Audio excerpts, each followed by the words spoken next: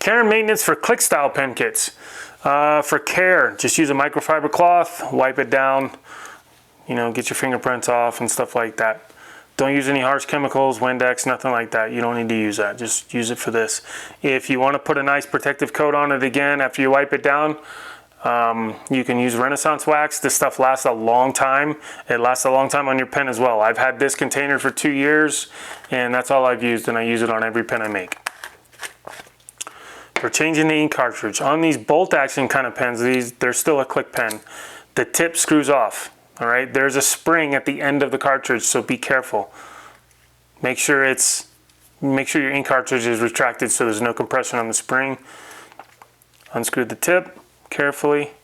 There's your spring. Set it to the side. There's your ink cartridge.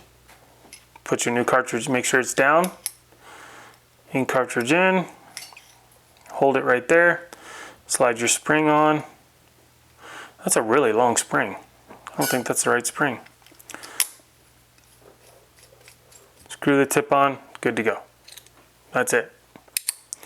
For the click pens, this click pen screws off in the center.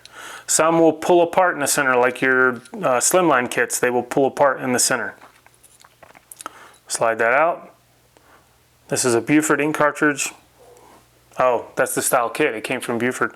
There's your spring, new cartridge, spring, slide it in the front, and screw that back together.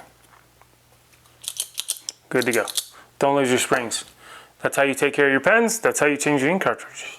I'll put a link down below for the ink cartridge so that you can buy more if you need them.